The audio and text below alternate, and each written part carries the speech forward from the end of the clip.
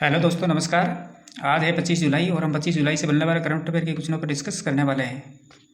अगर आप हमारे चैनल पर नए हैं तो हमारे चैनल को सब्सक्राइब करें, वीडियो को लाइक करें, शेयर करें और कमेंट करें। चलिए, आज का पहला क्वेश्चन है, हाल ही में किस देश ने संयुक्त राष्ट्र की सांस्कृतिक और शैक्षिक एजेंसी यूनेस्को से हटने का फैसला किया है? हाल ही में किस देश ने संयुक्त राष्ट्र की सांस्कृतिक और शैक्षिक एजेंसी यूनेस्को से हटने का फैसला किया है? तो ये किया है अमेरिका ने। किस देश ने किया है? अमेरिका देश ने किया है। संयुक्त राज्य अमेरिका ने एक बार फिर संयुक्त राष्ट्र की सांस्कृतिक और शैक्षिक एजेंसी यूनेस्को से हटने का फैसला किया है और संयुक्त राष्ट्र की इस विशेष संस्था का गठन 16 नवंबर 1945 को हुआ था, इसका यूनेस्को का। और इसका उद्देश्य है शिक्षा और संस्कृति के अंतर्राष्ट्रीय सहयोग से शांति एवं सुरक्षा की स्थापना करना, ताकि संयुक्त राष्ट्र के चार्टर में वर्णित न्याय, कानून का राज, मानवाधिकार, मौलिक स्वतंत्रता हेतु वैश्विक सहमति बने। और इसका स्थायी जो मुख्यालय है वो फ्रांस के पेरिस के अंदर है। और यूनेस्को में वर्तमान में 194 देश शामिल है और भारत 1946 के अंदर यूनेस्को का सदस्य देश बना था। अभी वर्तमान में कितने हैं? 194। और भारत 1946 के अंदर यूनेस्को का सदस्य देश बना था। नेक्स्ट क्वेश्चन है कि हाल ही में किस देश के द्वारा भारतीय सेना को अपाचे हेलीकॉप्टर की पहली खेप मिली है?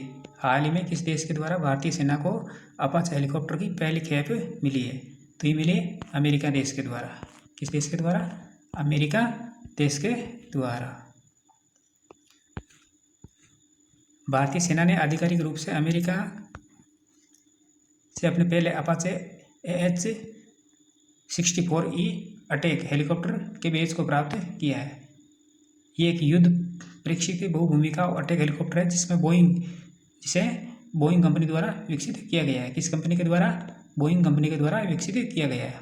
भारतीय वायुसेना ने 2019 में पहले ही अपाचे हेलीकॉप्टर शामिल किए थे, लेकिन ये पहली बार है जब भारतीय सेना को अपाचे हेलीकॉप्टर मिले हैं। और इस सौदे से सरकार यानी G2G के आधार पर अमेरिका के साथ अंतिम रूप दिया गया है, जो भारत अमेरिका के बीच एक मजबूत रक्षा सहयोग को दर्शाता है। इस उद्देश्य के जो लक्ष्य हैं वो अपाचे हेलीकॉप्टर को शामिल करने का मुख्य उद्देश्य है सेना को निकट वायु सहायता, एंटी आर्मर ऑपरेशन की और हवाई निगरानी जैसी क्षमताएं को प्रदान करना। और ये हेलीकॉप्टर अग्रिम क्षेत्रों में जमीनी बलों के साथ तालमेल बनाकर आक्रामक अभियानों को समर्थन देंगे।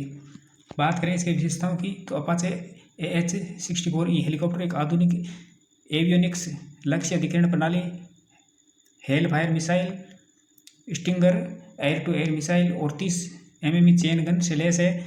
और ये किसी भी मौसम के अंदर दिन रात संचालन करने में सक्षम है और कठिन इलाकों में व सीमा क्षेत्रों में उच्च फुर्ती और जीवित रहने की क्षमता भी प्रदान करते हैं।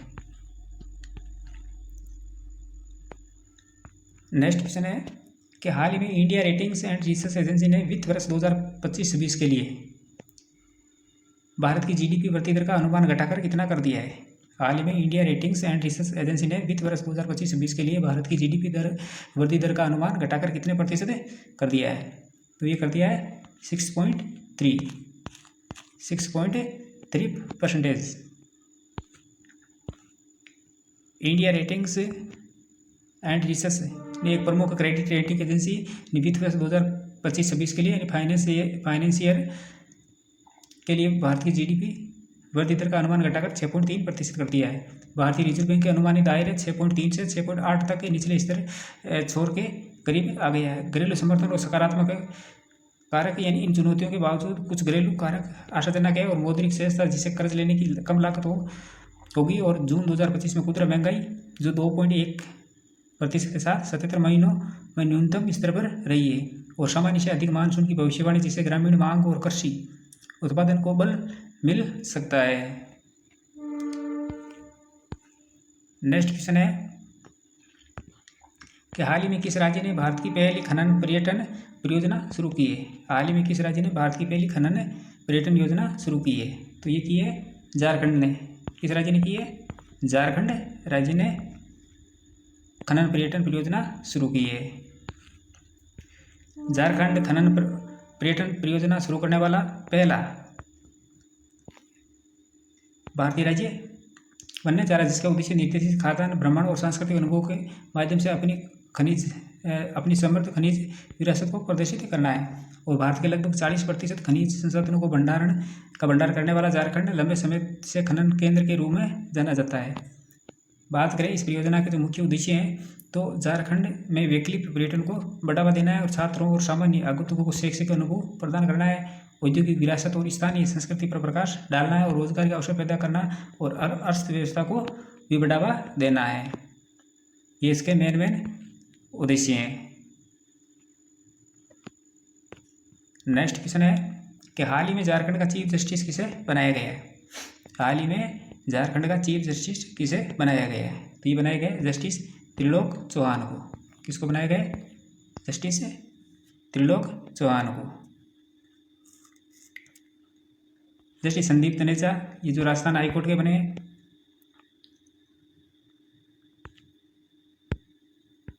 3 जुलाई को जस्टिस त्रिलोक चौहान को ने झारखंड हाईकोर्ट के मुख्य न्यायाधीश के रूप में शपथ ली थी और राज्यपाल संतोष कुमार गंगवार ने उन्हें पद एवं गोपनीयता की शपथ दिलाई थी। जस्टिस त्रिलोक चौहान झारखंड हाईकोर्ट के 17वें मुख्य न्यायाधीश बने हैं। कौन से में? 17वें मुख्य न्यायाधीश बने हैं। और त्रिलोक को हिमाचल कोर्ट में भी 2 बार एक्टिंग चीफ जस्टिस की भूमिका निभा चुके हैं और 23 फरवरी 2014 को हिमाचल कोर्ट से एडिशनल जज भी बने थे और 30 नवंबर 2014 को हाईकोर्ट में परमानेंट जज बनाए गए थे।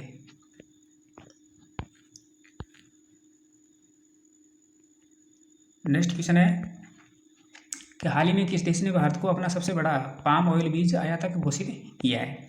हाल ही में किस देश ने भारत को अपना सबसे बड़ा पाम ऑयल बीज आयातक घोषित किया है? ये किया है मलेशिया ने। किस देश ने किया है? मलेशिया देश ने अपना सबसे बड़ा पाम ऑयल बीज आयातक घोषित किया है। भारत मलेशिया में अंकुरित पाम तेल के बीजों का सबसे बड़ा आयातक बनकर उभरा है तथा इसकी मांग में वृद्धि हो रही है, और क्योंकि देश घरेलू पाम तेल उत्पादों को बढ़ावा देने तथा आयात पर निर्भरता कम करने का प्रयास कर रहा है। भारत ने 2024 में मलेशिया से 3.03 मिलियन टन पाम तेल का आयात किया था, जो मलेशिया के कुल पाम तेल निर्यात का 17.9% है और इसे मलेशियाई पाम तेल के लिए शीर्ष गंतव्य बनाता है। भारत का लक्ष्य 2025-26 तक पाम तेल की खेती को तेजी से बढ़ाकर 1 मिलियन हेक्टेयर करना है और अपने राष्ट्रीय खाद्य तेल मिशन ऑयल पाम योजना के तहत 2029 से 2030 तक लगभग 2.8 मिलियन टन कच्चे पाम तेल का उत्पादन हासिल करना है। नेक्स्ट क्वेश्चन है कि जादूगरों के लिए ऑस्कर जीतने वाली पहली भारतीय महिला कौन बनी है? जादूगरों के लिए ऑस्कर जीतने वाली पहली भारतीय महिला कौन बनी है? तो ये बनी है सुहानी साय। कौन बनी है? सुहानी साय। राजस्थान की झीलों की नगरी उदयपुर की एक लड़की एक मेंटलिस्ट, जादूगर और यूट्यूबर के रूप में दुनिया भर में अपनी पहचान बना रही है और उनकी सफलता का लोहा अब 7 समुद्र पार भी माना जा रहा है। हाल ही में सुहानी साय ने इटली में आयोजित जादू की दुनिया का ऑस्कर कहे जाने वाले वर्ल्ड चैंपियन ऑफ मैजिक में सर्वश्रेष्ठ जादूगर का खिताब जीता है और वे ये खिताब जीतने वाली पहली भारतीय महिला बनी है। और उन्होंने 2019 तक 5000 से ज़्यादा लाइव परफॉर्मेंस दी है और उनका पहला स्टेज शो 22 अक्टूबर 1997 को अहमदाबाद के ठाकुर भाई देसाई हॉल के अंदर हुआ था और उन्हें ऑल इंडिया मैजिक एसोसिएशन द्वारा जादूगरी की उपाधि से भी सम्मानित किया गया है और वर्तमान में वे कॉर्पोरेट ट्रेनर, लेखिका और काउंसलर के रूप में भी कार्यरत है। नेक्स्ट क्वेश्चन है कि हाल ही में सहकारी क्षेत्र में दुनिया की सबसे बड़ी अनाज भंडारण योजना किस देश में शुरू की गई है? हाल ही में सहकारी क्षेत्र में दुनिया की सबसे बड़ी अनाज भंडारण योजना किस देश में शुरू की गई है? तो ये की गई है भारत के अंदर। कहाँ की गई है? भारत के अंदर। सहकारी क्षेत्र में विश्व की सबसे बड़ी अनाज भंडारण योजना की शुरुआत की गई है। इस पहल के तहत सरकार का उद्देश्य प्राथमिक कृषि साख समितियों के माध्यम से स्थानीय स्तर पर भंडारण क्षमता को बढ़ावा देना, जिससे अनाज की बर्बादी, कटाई के बाद नुकसान और किसानों के लिए बाजार तक पहुंच जैसी समस्याओं का समाधान किया जा सके। बात करें इसके मुख्य विशेषताओं की, तो इसके अंदर गोदामों, कस्टम हायरिंग सेंटरों तक खाद्य प्रशासन इकाइयों और सस्ते गल्ले की दुकानों का निर्माण केंद्र और राज्य सरकार की विभिन्न योजनाओं के समन्वय के माध्यम से किया जाएगा। और इस परियोजना के अंदर नाबार्ड, राज्य सरकार और केंद्र सरकार जो कि इनकी जो सक्रिय भागीदारी रहेगी। और 500 से अधिक PSCS में गोदाम निर्माण के लिए चिन्हित किया गया है, जिन्हें दिसंबर 2026 तक पूरा करने का लक्ष्य रखा गया है। बात करें कि इस प्रकार की ये जो भंडारण जो योजना है, इसका जो प्रभाव है वो क्या क्या होगा, तो ये पहले निम्नलिखित प्रभाव उत्पन्न करने की संभावना रखती है। अनाज भंडारण की दक्षता में वृद्धि करेगी और भंडारण के दौरान होने वाली बर्बादी में कमी लाएगी। और स्थानीय स्तर पर भंडारण सुविधा उपलब्ध होने से किसानों को की सौदेबाजी की शक्ति में भी वृद्धि होगी और ग्रामीण क्षेत्रों में रोजगार सृजन, विशेष रूप से अवसर निर्माण और संचालन के माध्यम से, और खाद्य वितरण प्रणाली में आत्मनिर्भरता और सहकारी शासन को भी बढ़ावा मिलेगा।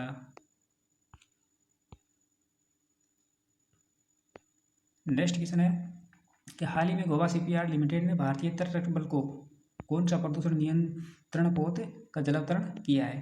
हाल ही में गोवा शिपयार्ड लिमिटेड ने भारतीय तट रक्षक बल को कौन सा प्रदूषण नियंत्रण पोत का जलावतरण किया है, तो ये किया है समुद्र परिच्छेद का। इसका किया है समुद्र परिच्छेद का। ये कौन सा है, ये दूसरा। और पहला कौन सा है, समुद्र प्रताप। रक्षा क्षेत्र की सार्वजनिक इकाई गोवा शिपयार्ड लिमिटेड ने भारतीय तट रक्षक बल के लिए अपने दूसरे स्वदेशी डिजाइन वाले प्रदूषण नियंत्रण पोत समुद्र परिच्छेद का जलावतरण किया है। और रक्षा मंत्रालय भारत सरकार के प्रमुख रक्षा सार्वजनिक उपक्रम गोवा शिपयार्ड लिमिटेड को 2 PCV निर्माण की स्वीकृति दी थी और पहला PCV अगस्त 2024 के अंदर उसका जलावतरण किया गया था, जबकि दूसरा समुद्र परिच्छेद है। ये पोत भारतीय तट रक्षक बल की maritime zone of India act 1981 के तहत वैधानिक भूमिका और मार्पोल एंड मेरीन पॉल्यूशन जैसे अंतर्राष्ट्रीय समझौतों के तहत दायित्वों को निभाने में सहायक सिद्ध होगा। और भारतीय तट रक्षक बल का पहला स्वदेशी प्रदूषण नियंत्रण समुद्र प्रताप है, जिसे गोवा शिपयार्ड लिमिटेड द्वारा बनाया गया था। और इसका मुख्य काम है भारतीय तटों पर तेल रिसाव की घटनाओं का पता लगाना और उन्हें रोकना है। अब बात करें समुद्र परिच्छेद की मुख्य विशेषता, तो इसकी लंबाई है 114.5 मीटर और चौड़ाई है 16.5 मीटर। और इसका जो विस्थापन है, डिस्प्लेसमेंट, ये 4170 टन है। निर्माण गोवा शिपयार्ड लिमिटेड के द्वारा किया गया है और उपकरण अत्याधुनिक प्रदूषण प्रतिक्रिया प्रणालियों में से सुसज्जित है और सक्रिय क्षेत्र यानी भारत के विशेष आर्थिक क्षेत्र में त्वरित प्रतिक्रिया क्षमता रखता है। और प्रक्षेपण भारतीय तट बल के महानिदेशक परमेश शिवमुनि और रक्षा मंत्रालय के वरिष्ठ अधिकारियों की उपस्थिति के अंदर इसका जलावतरण किया गया है। नेक्स्ट क्वेश्चन है कि हाल ही में भारत का कौन सा अंतर्राष्ट्रीय हवाई अड्डा को दुनिया के शीर्ष 10 अंतर्राष्ट्रीय हवाई अड्डों में शामिल किया गया है। हाल ही में भारत का कौन सा अंतर्राष्ट्रीय हवाई अड्डे को दुनिया के शीर्ष यानी टॉप 10 अंतर्राष्ट्रीय हवाई अड्डों के अंदर शामिल किया गया है, तो ये किया गया है छत्रपति शिवाजी अंतर्राष्ट्रीय हवाई अड्डा मुंबई। छत्रपति शिवाजी अंतर्राष्ट्रीय हवाई अड्डा मुंबई को टॉप 10 के अंदर शामिल किया गया है। मुंबई का छत्रपति शिवाजी हवाई अड्डा ने एक बार फिर भारत के गौरव को बढ़ाया और उन्होंने Travel plus Leisure World Best Award 2025 के अंदर दुनिया के शीर्ष टॉप 10 इंटरनेशनल हवाई अड्डों में शामिल किया गया है। और 84.23 अंकों के साथ लगातार तीसरे वर्ष प्रतिष्ठित सूची के अंदर स्थान पाने वाला एकमात्र भारतीय हवाई अड्डा है। और ये भारत के वैश्विक विमानन ढांचे और बढ़ते स्थान और यात्रियों की संतुष्टि और तकनीक का उन्नयन है।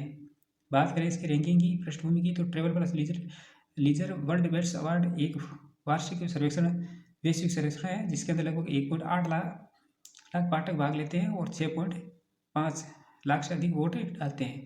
और ये सर्वेक्षण हवाई अड्डों का मूल्यांकन केवल संचालन क्षमता और लॉजिस्टिक पर ही नहीं बल्कि निम्नलिखित मापदंडों पर भी करता है। किन किन पर, यानी यात्रियों का अनुभव होता है और भोजन और सुविधाओं को ध्यान में रखते हुए डिजाइन और नवाचार को और नेविगेशन यानी आवागमन की सहजता, इन सारी चीज़ों को ध्यान में रखते हुए ये रैंकिंग दी जाती है। और इस रैंकिंग के अंदर टॉप 10 के अंदर मुंबई का छत्रपति शिवाजी महाराज अंतर्राष्ट्रीय हवाई अड्डा शामिल किया गया है।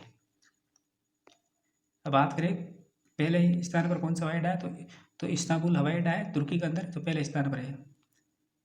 दूसरे नंबर पर है चांगी हवाई अड्डा सिंगापुर। तीसरे नंबर पर है हमाद अंतर्राष्ट्रीय हवाई अड्डा कतर है। और चौथे नंबर पर है जावेद अंतर्राष्ट्रीय हवाई अड्डा संयुक्त अरब अमीरात, जो अबू धाबी के अंदर है। और फिर है दुबई अंतर्राष्ट्रीय हवाई अड्डा, जो संयुक्त अरब अमीरात दुबई के अंदर है। और हांगकांग अंतर्राष्ट्रीय हवाई अड्डा, जो हांगकांग के अंदर है। हेलसिंकी वांता हवाई अड्डा फिनलैंड के अंदर है, जो 7 नंबर पर है। और 8 नंबर पर है टोक्यो हानेदा हवाई अड्डा, जो जापान के अंदर है। और 9 नंबर पर छत्रपति शिवाजी महाराज अंतर्राष्ट्रीय हवाई अड्डा जो भारत के अंदर मुंबई के अंदर है। और 10 नंबर पर है इंचियोन अंतर्राष्ट्रीय हवाई अड्डा जो दक्षिणी कोरिया का।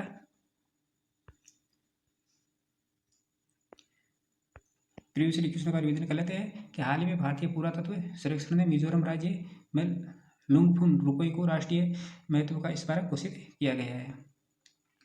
और भारत द्वारा बिम्स्टेक आपदा प्रबंधन अभ्यास के चौथे संस्करण की मेजबानी की गई है। भारत की सबसे हल्की व्हील चेयर YD-1 को IIT मद्रास के द्वारा लॉन्च किया गया है और मंगल ग्रह का सबसे बड़ा टुकड़ा $53 लाख के अंदर बिका है। तो भारतीय आयुर्विज्ञान अनुसंधान परिषद ने जन स्वास्थ्य नवाचार के लिए एडफाल्सीवैक्स स्वदेशी मलेरिया वैक्सीन को व्यवसायीकरण करेगा। और PM मोदी ने 23-24 जुलाई तक यूनाइटेड किंगडम की देश की यात्रा पर रहेंगे। और आदित्य चौहान फुटबॉल खेल से संबंधित हैं जिन्होंने हाल ही में संन्यास लिया है।